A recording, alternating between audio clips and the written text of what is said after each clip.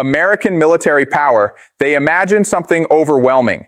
Aircraft carriers, stealth bombers, cruise missiles, precision-guided munitions, satellite intelligence, special operations, command centers, a machine so advanced that the outcome seems predetermined before the fighting even starts. And in some wars, that image is true, but history contains a very cruel lesson. A military can be overwhelmingly strong and still be structured for the wrong conflict. A state can dominate the opening stage of a war and still walk directly into a strategic disaster. A great power can destroy targets brilliantly and still fail to control what comes next. And that, I think, is the real danger now. Because the war now unfolding around Iran, Israel, the Gulf, Lebanon, and the Strait of Hormuz is not simply another round of controlled escalation. It is not another neat, punitive campaign. It is not another one-sided demonstration war. It is turning into something much more serious. A systems war, a war of attrition, a war of choke points, a war of inventories, a war of political endurance, a war in which the strongest actor can actually be dragged into fighting on terms that favor everyone else. And that is the theory I want to explain today. I want to explain why the United States may be walking into a perfect trap. I want to explain why this trap is not only military, but economic and strategic. I want to explain why old American assumptions from 1991 and 2003 may now be blinding Washington. And I want to explain why Iran may not need to defeat America in the old cinematic sense in order to change the regional and even global order. And if you enjoy this kind of analysis, not just what exploded today, but the deeper game logic underneath it, then this channel is exactly for you. Now let us begin with the first illusion.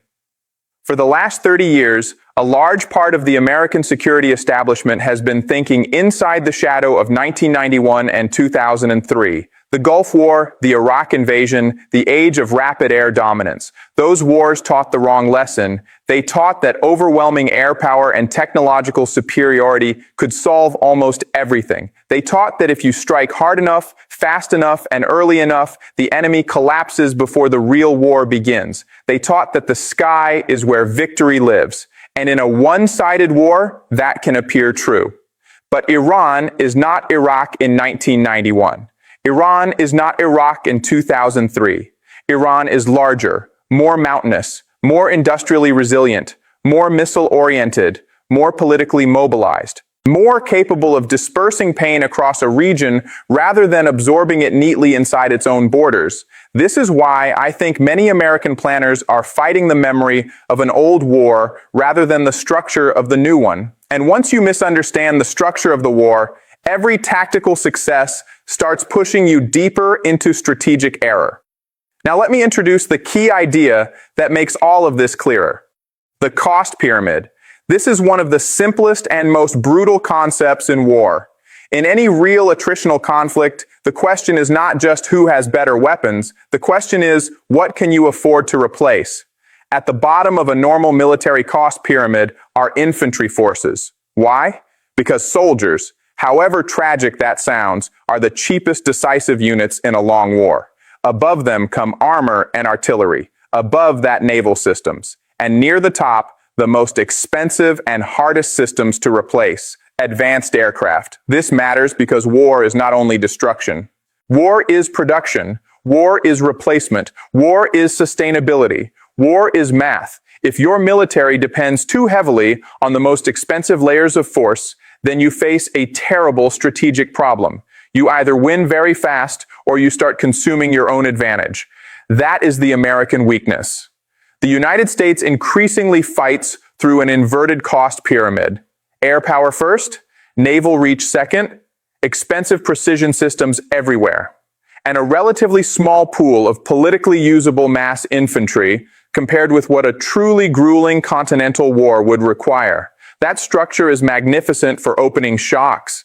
It is not naturally suited to long attritional wars against large states with geography, industrial depth, missile saturation, and political willingness to keep going. And that is why this war is so dangerous. Because if the United States truly seeks decisive victory over Iran, then air power alone is not enough. No great territorial state is fully conquered from 30,000 feet. If you want to destroy the regime's control, break the territory, and impose a new structure, eventually you are pulled downward, toward ground presence, toward occupation logic, toward the oldest and bloodiest level of war. That is the trap, and America does not want that war. Politically, psychologically, and socially, it does not want it. But the structure of the conflict may push in that direction anyway. Now let us widen the frame, because this war is not only about battlefield structure, it is also about regional systems.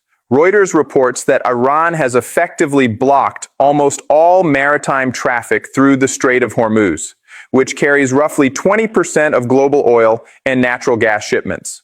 Gulf states are now scrambling to reroute oil through overland pipelines because the ordinary shipping architecture can no longer be trusted. This is not a side issue.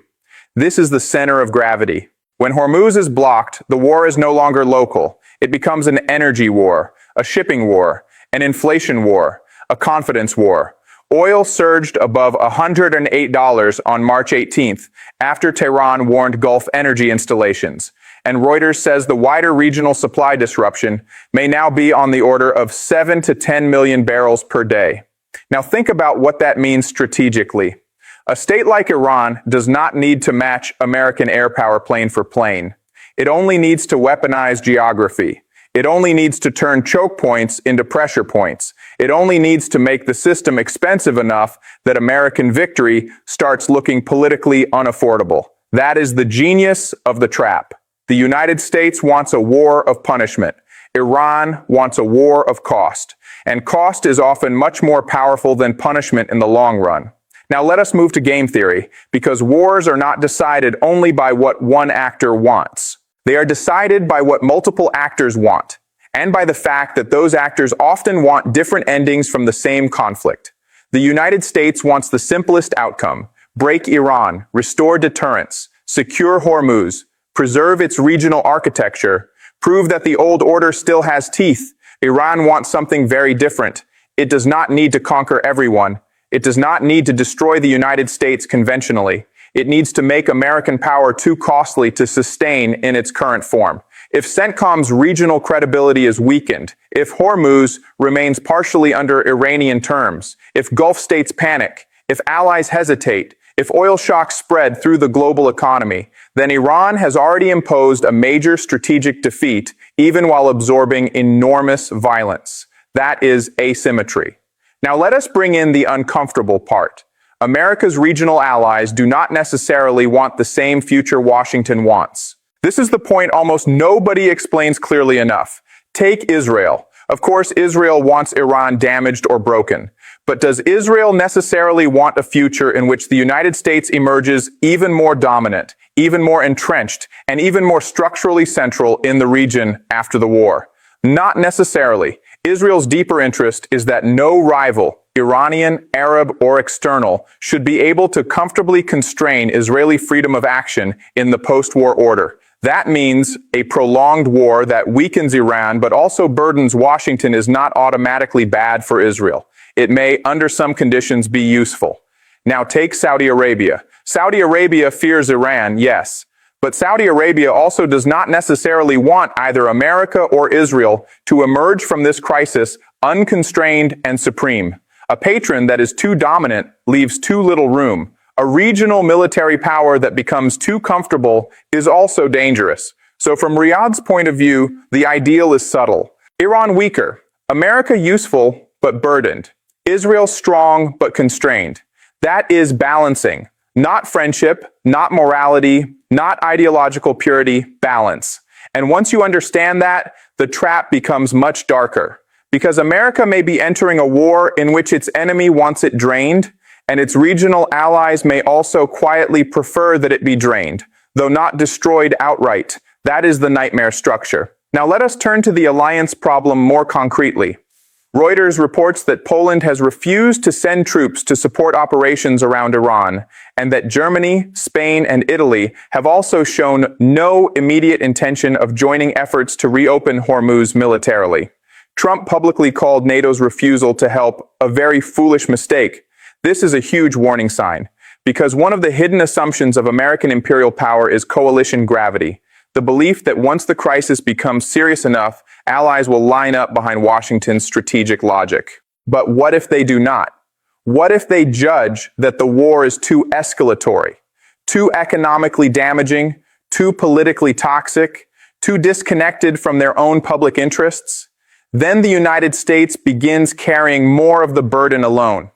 And once the burden becomes sufficiently unilateral, imperial overreach accelerates. That is how the jaws begin to close. Now we must talk about Lebanon, because the trap is not only eastward into Iran and the Gulf, it is also northward into the regional widening of war. AP reports that the conflict has spilled hard into Lebanon, with Hezbollah engaged, infrastructure under pressure, and displacement and casualties mounting.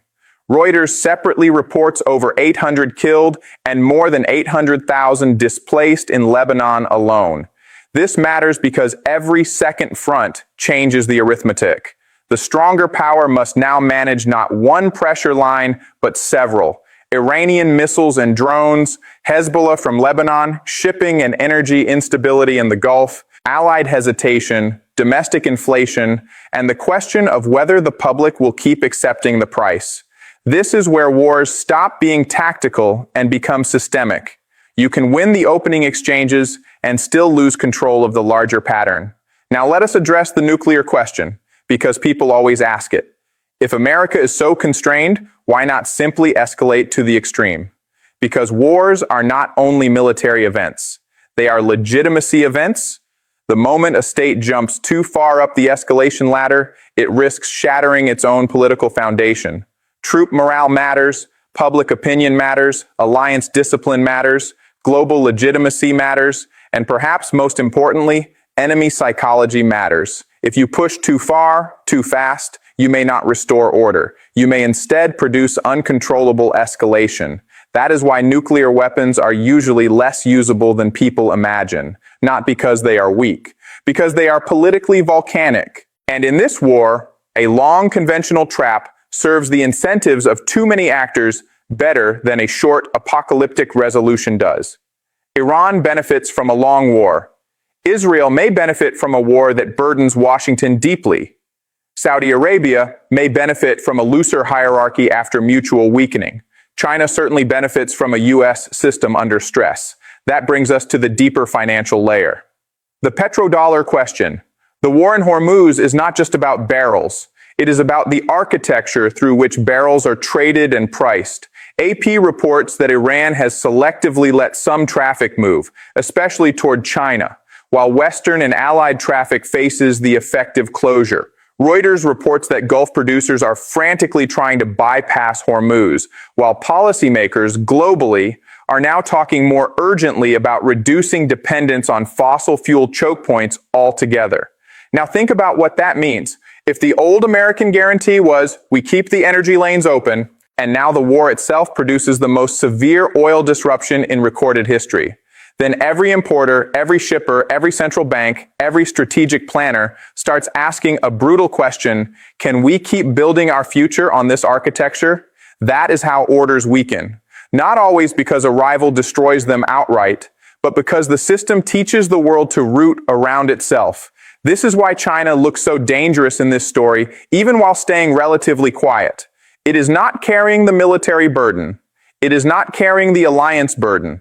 It is not carrying the inflationary political burden in the same way. It is watching the United States exhaust itself while Asian states, Gulf states, and energy importing powers quietly think harder about diversification. That is a strategic gift. Now let us move toward the end game. What happens the morning after? This is the question that destroys great powers when they do not answer it honestly. Can the United States win battles? Yes. Can it destroy targets? Yes. Can it kill leaders? Yes. Can it sustain a regional order after widening the conflict into a systems war over oil, shipping, allies, and public cost? That is much less clear. If the war drags, the inverted cost pyramid becomes deadlier. If Hormuz stays blocked, the inflation shock deepens. If allies stay hesitant, coalition credibility weakens. If Lebanon worsens, the second front grows. If Asian and Gulf actors begin rerouting long-term assumptions, the old order erodes underneath the battlefield.